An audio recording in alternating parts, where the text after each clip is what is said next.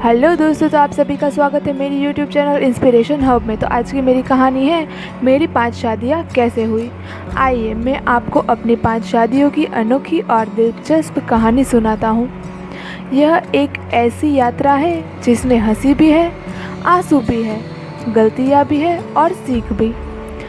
शादी मेरे लिए कभी आसान नहीं रही, लेकिन आखिरकार मैंने जाना कि सच्चा जीवन साथी मिलना किस्मत से ज़्यादा समझदारी पर निर्भर रहता है। मैं रवि, 38 साल का एक साधारण व्यक्ति हूँ जो साधारण जीवन जी चुका है। बचपन से ही मुझे परिवार की परेशानियों का पालन करने की सीख दी गई थी।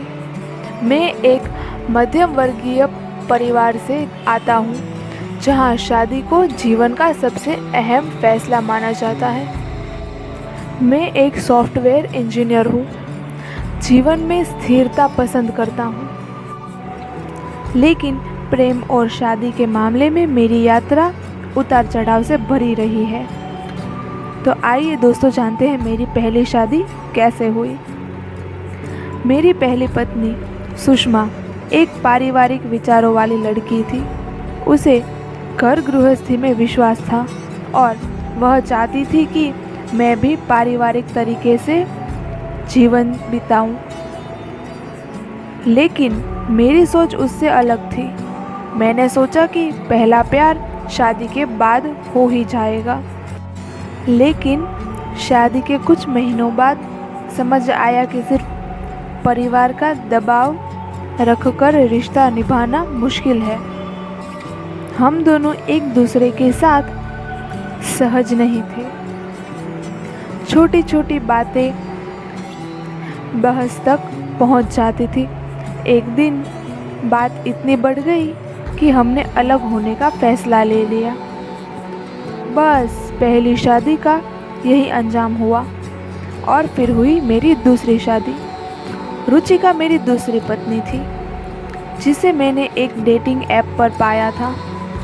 वह बिल्कुल मेरे जैसी थी, मॉडर्न, स्वतंत्र और एडवेंचरस। वह अपने करियर को लेकर बेहद जुनूनी थी।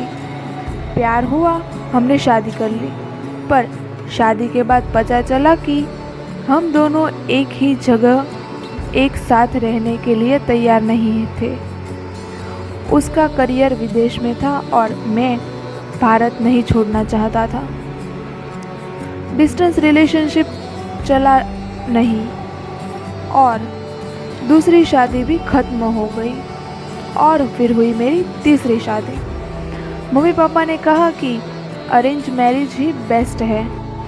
मैंने उनकी बात मानकर तीसरी बार शादी की।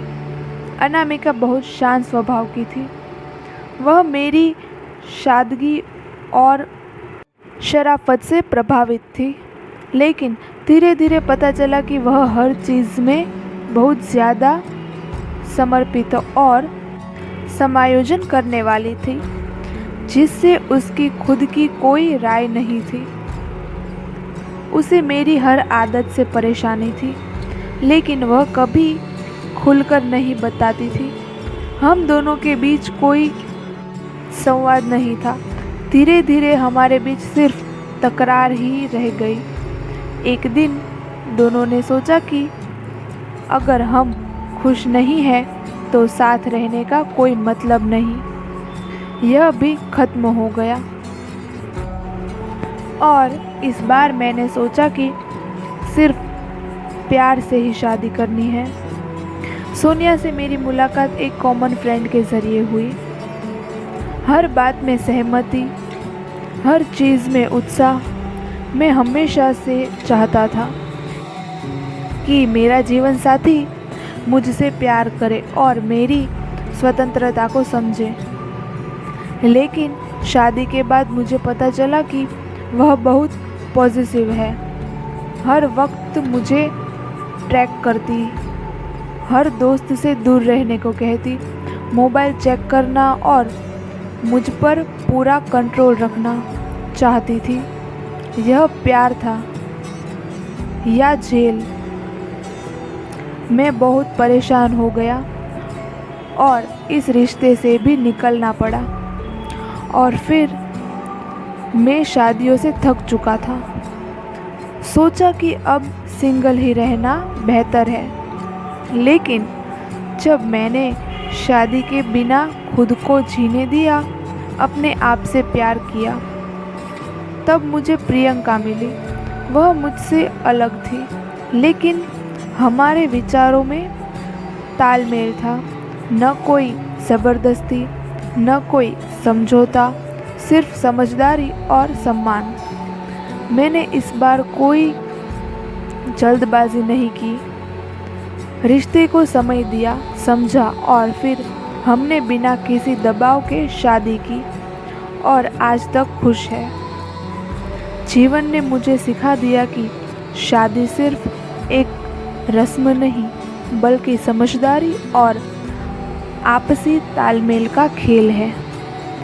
प्यार हो या अरेंज, बिना समझदारी और आपसी सम्मान के कोई भी रिश्ता नहीं चल सकता। आखिरकार मुझे मेरी गलतियां समझ आई और सही इंसान मिल गया। तो दोस्तों, सीख यह है कि शादी तभी करो जब तुम सच में तैयार हो, वरना 5 नहीं 50 भी हो सकती है। अगर आपको मेरी कहानी अच्छी लगी हो तो मुझे कमेंट में लिखकर ज़रूर बताना।